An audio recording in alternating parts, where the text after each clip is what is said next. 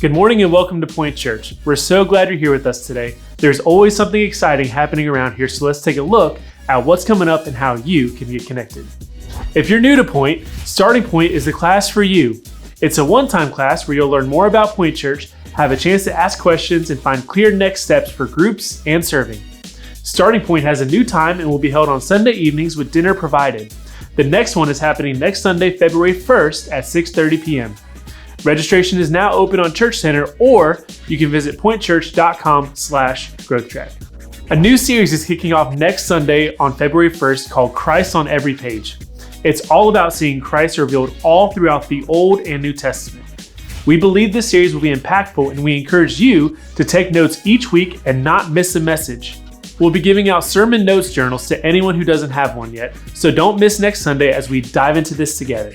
Mark your calendars for our Ash Wednesday services coming up on Wednesday, February 18th. We can't wait for you to join us as we begin an intentional season of preparation, humility, and seeking the Lord in anticipation of the resurrection of Jesus Christ. We'll have 3 service times for you and your family to join at 6:30 a.m., 12 p.m., and 6:30 p.m. Lent reading guides will be available at our Ash Wednesday services and starting on February 8th as we prepare for this season. Remember, you can find all the details and register for events anytime on Church Center by visiting pointchurch.com/churchcenter. Thanks again for joining us today. We hope you enjoy the rest of the service. Welcome to week 4 of our series, Made for More. In this series, we've been going through our disciple maker pathway. In week 1, we looked at what it means to go from a pre-disciple to a disciple. What does it mean for someone to become a follower of Jesus? In week 2, we looked at what does it mean to be a growing disciple? And that means someone's embracing the rhythms and the beliefs of Jesus. And then last week, we looked at what does it mean to be a disciple maker and a multiplying disciple maker, and explaining that we've all been given the mission to make disciples, not just people that are pastors or people that are elders, but we are all called to make disciples. That is our identity. And so we talked about D groups, and that's how we're going to be living that out here at Point Church, inviting you to join a D group where you're reading the Bible together, praying together, confessing sin, blessing people that don't know Jesus, and that we want to invite people to join these D groups and then start their own, and then encourage other people to start their own, and to do that over and over and over again and create a disciple-making movement within our church. Today, we want to look at the last step on our disciple maker pathway, which is everyday missionary. When we think of the word missionary, we often think about going to another country, or at least going to another state. And that's true, that is what a missionary does. But I want to kind of bring down the definition a little bit about how far you have to go to be a missionary. To be a missionary, you just have to go. And literally, it can just mean going outside. In Matthew 28, when Jesus gives the Great Commission, it says, go and make disciples. Well, in the original language, that word go is in a tense where it really, quite literally, is saying, as you go. As you go on the road, as you go to work, as you go to the grocery store, everywhere you go, if you are a follower of Jesus, your mission, like our church's name, is to point people to Jesus. You are a missionary every day, everywhere you go. And what we want everyone to wrestle through, and this is what we are going to be really talking about on our launch point, which is the 3rd step of our growth track, is that we want you to pray about and ask the Holy Spirit to reveal to you what is your particular mission. Okay? Like, even though you're on mission everywhere you go, we also believe that God has made you unique with your personality and your gifts and your talents and your wirings. And we believe God is calling everyone in certain seasons to do different things on mission for Him. We want you to have the posture of like Mary, where she says, I am the Lord's servant, or Samuel, who says, here I am, Lord, or Isaiah, who says, here I am, Lord, send me. Right? We want you to pray and ask the Lord to reveal, what is my mission? Who are you calling me to reach? Who is my mission field? That could be the gym. That could be, the neighborhood pool. That could be the park across the street. That could be a group of people that love working on cars, the gym, whatever. It could be some people at work that all have a common interest or even a common struggle. And seeing these passions or these interests or even just walking around and saying like, Lord, what is it that breaks your heart? In Acts 17, Paul goes to Athens and his heart is distressed. And that led him to go and to minister to these people as a missionary. Ask the Lord, what is it that breaks my heart? What is it that moves me? And let that be something God might call you to. And so today, we have a unique opportunity on a unique Sunday to close this out. And coming up here in just a second, you're going to hear from Pete Coco. He's going to be teaching our launch point here at Point Church starting next week. He also has an incredible story and maybe the biggest heart I've ever seen for people to be everyday missionaries, for people to be on mission, pointing people to Jesus, understanding how God has called them and how he's uniquely gifted them. So he's going to share a story, and he's going to also share what it looks like for you as well to be an everyday missionary. And then I'm going to have a conversation with Matt Canis, who's a dear friend of mine, who lives out being an everyday missionary here at Point Church. I think he holds the record for most people who he has invited who have come to church in this past year. And so I'm excited for you to hear his story, and I think it will embolden you to be a missionary wherever you go as well. So Matt, you've been brought here today because you've won an award. You're unaware of it, and you probably don't want an award, but I'm pretty sure that you have invited the most people to church over the past year. And this week, we're looking at what it means to be an everyday missionary, what it means to kind of embrace your own mission of finding, ways to invite people, and also finding a place that maybe God's calling you to reach to. But just take me back through, like, kind of since you've been coming to Point Church. And tell me about some of what's been exciting for you about inviting people to church. The exciting part is, bringing people and seeing they actually like it. And it makes it really easy to do that when you're part of a church that is as good as Point. If it feels like home and it's inviting and the community is great, which it is, all you have to do is get in there, and then everyone else will do the rest. God will do the rest, really. So, I think that's the rewarding part, is just seeing people get excited to want to go to church. Well, maybe to take a step back, have you always been someone who talked about Jesus openly, or? Yes and no. Yes and no. I've never shied away from talking about God, but I wasn't so direct about it in the past. Well, you mentioned this to me. Right before you moved here, you really started growing in your relationship with the Lord. Yeah. And I think we talked about that for you, closeness with the Lord led to a sense of being unashamed, right? So have you found in your growth that leads you to be more compelled to talk to people about him? Yeah, I've seen what God did in my life, and I want that for everybody around me. You know me long enough to know how I am as a person, and I tend to want people to be their best, and I really don't think you could possibly do that without Christ. So if I want to see you be your best, I need to kind of push that on you so that you find that. But I don't know, he just worked on my heart and made me confident in what I had to say. As I grew in my faith and I was more confident in what I've learned, it was easier for me to share that. You don't really want to talk about things you don't know anything about. Nobody does. So I think that when he gave me the opportunity to grow deeper in my faith, and I was able to pass that on to other people a lot easier. So to get specific, on Everyday Missionary, one of the things we're challenging people to is to ask the Lord, hey, have you given me a specific mission in my life right now? What is it that you've broken my heart for? What's a skill or a passion that you've given me? You are an avid weightlifter, I would say. So Matt is a bodybuilder and decently strong fella. And so he has found that the gym has been a really effective mission field. It's been a couple of different gyms, and that's not really so much the point of this. But, talk about how finding a place of passion has led to you being effective on mission for Jesus at gyms. So, yeah. So, I have been to pretty much every gym in the Triangle. I've bounced around. I've been to them all. And all of them have led to somebody coming to church. Literally, I think every single one has had somebody that decided they were going to start coming to church. And it's cool. But I think what I realized is that as you make a name for yourself in a space, or or God makes a name for you, or however you want to say it, but as you grow in a space and people notice you because of your ability to thrive in that space, you're given an influence, right? It's like you have a platform now, and how you use that platform is completely up to you. And I just decided that because God blessed me with the ability to bodybuild and be pretty competitive and like have the genetics to do so, I kind of had to give back to him some way, shape, or form in it. And since I don't make any money from it, the best thing for me to do is kind of just start planting seeds and using bodybuilding to do that. We talked about this the other day. I asked you for kind of like maybe a couple tips. Like what are some of the ways do you quickly find your way into conversations where you can bring up God? Whether it's through clothes you wear, things you say. Yeah. So what's your method, if you will? 100%.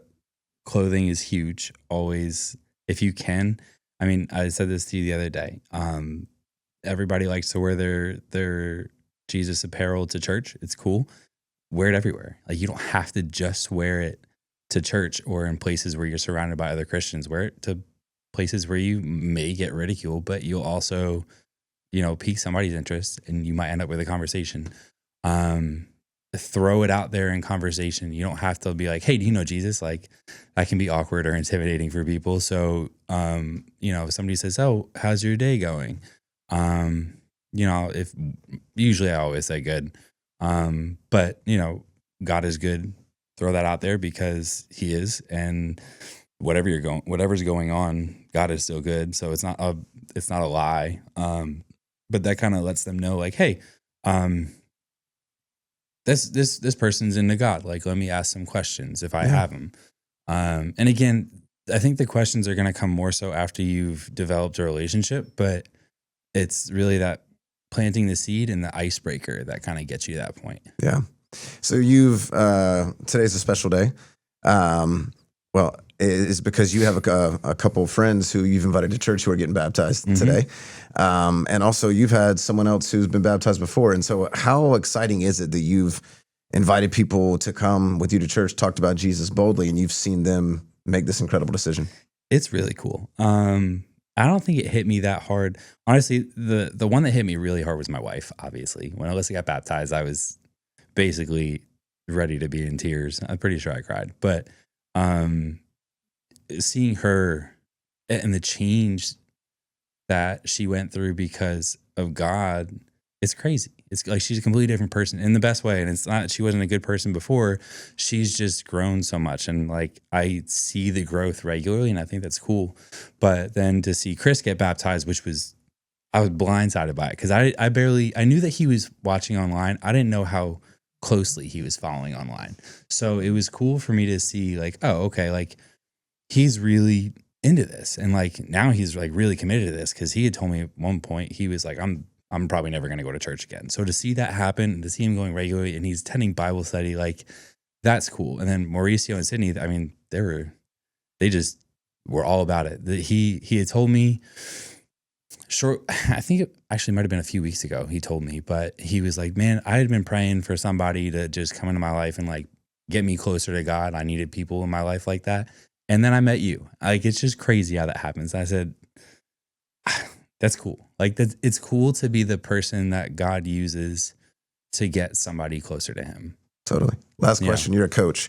As a coach, or just as another brother in Christ, just a friend, how would you encourage people that are here today watching to kind of take a step of being on mission and pointing people to Jesus?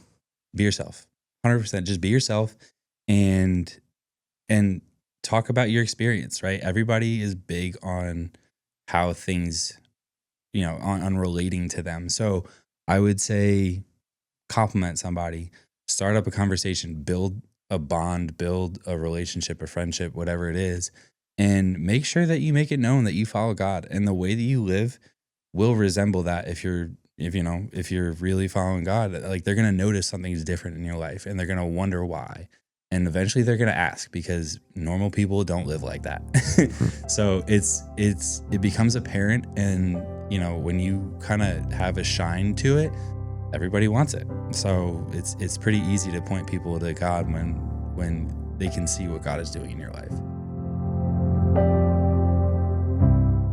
Hey everyone, my name is Pete, and I'm here to tell you a little bit about myself. And I have to start by saying that God has been incredibly kind to me. He's given me security, he's given me purpose, he's given me adventure, and he's given me an incredible partner to live out that adventure with. Paulette and I have been married now for 32 years, and she has been nothing but supportive to me. My brother affectionately once told me that I'd be nothing without her. I think that was a bit of an overstatement, but there's probably a little bit of truth to it. We have 5 grown kids, and they are all amazing. We are incredibly proud of them. Like I said, God's been very kind to me. My journey with God really started when I was in college. For the first time in my life, I was surrounded by friends who loved Jesus, and they showed me that faith is indeed an adventure, not just a routine. Got baptized at 20, and not long after that, it seemed like the most natural thing to join a small team of students headed to the country of Hungary for a year. It was 1990. And the Berlin Wall had just fallen, and we got a front row seat observing how a former communist country could transform right before our eyes. We saw statues fall and old street names return, and we saw what it looks like for people to let themselves hope again. As you know, hopeless environments are not reserved for communist countries. There are people who surround you every day who need hope. And we got to see firsthand how God brings that hope. We noticed that God seems to care less about our ability and more about, quite frankly, our availability. We saw how he used us, the young, the inexperienced, the uneducated. Through our simple presence and our feeble attempts, God was big. And by the end of the year, a handful of Hungarians gave their lives to Jesus. And a ministry was born that still exists today. And it makes me wonder what God might want to do with you. My story isn't some anomaly. This is the way God works. And while we were in Hungary, my best friend, also my college roommate, he was doing similar work in China. And we thought, let's go see what he's doing. And so over winter break, we decided to visit him. And being young and slightly reckless, we took the Siberian Express. That's 9 days, one way, on a train across Russia. The adventure continued. And in the midst of running hard after Jesus, I looked to my side and I noticed a girl who was running hard too. And that's how I met Paulette, on a train to China. Together, we've come to believe that there's no better way, no better life than to have an adventurous one that follows Jesus. We decided right then and there to give our lives to that idea. And after that year, I became a campus minister at Illinois State, and I spent the next 22 years helping students discover their gifts and pursue their own adventures with Jesus. We started with 8 students who honestly weren't that thrilled to see me, but over time, God's favor was strong, and the ministry grew to over 400. And let me be clear, it really wasn't about the numbers in our seats that was the real win. It was watching what these students did once they graduated. One now pastors one of the fastest growing churches in the U.S. Another adopted and transformed an entire slum in Africa. And still another started a high school for high-risk teens. These are some of the big stories, but quite honestly, it's the subtle and the more inconspicuous stories that I believe have the biggest impact. It's those that have gone on to build strong, God-centered families that are faithfully changing neighborhoods, one meal or one bedtime story at a time. What I noticed during that season was a distinct culture difference. On campus, the students saw themselves as contributors, but in the church I attended, people saw themselves as consumers. And that tension has always stayed with me. And one night I had a dream that shaped the path that I'm on now. In the dream, the church was full. People were singing, they were engaged and present, and then a voice, Jesus' voice. filled the room. And he began calling people by name. Dave, I have a personal mission for you in your neighborhood. Lisa, I have a personal mission for you to serve at the middle school. Nancy, I have a personal mission for you to bring hope to the hospital. The message was clear, specific, and powerful. But what happened next was heartbreaking. No one moved. Not because they didn't want to, but because they couldn't. For some reason, they were all stuck to their pews, trapped by a culture of passivity. Some might say that they were institutionalized. As I watched this unfold, tears filled my eyes, and I heard myself whisper, if they only knew they had permission. When I woke up, the words from that dream began to morph, and I saw how Jesus' desire for personal missions required permission.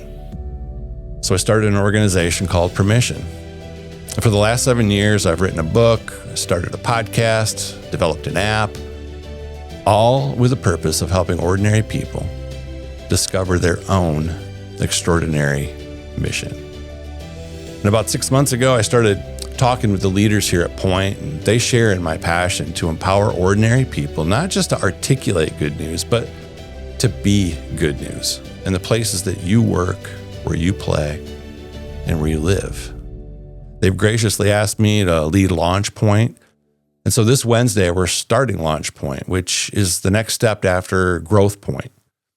And if you finished Growth Point, I'd love for you to join us. We'll be meeting right here at the church, 6:30 every Wednesday. And it's important for you to know that this is going to be an experience more than a study. So come ready to engage with one another. I'm convinced that God has a personal mission for you. Together, we're going to find it. Look forward to seeing you.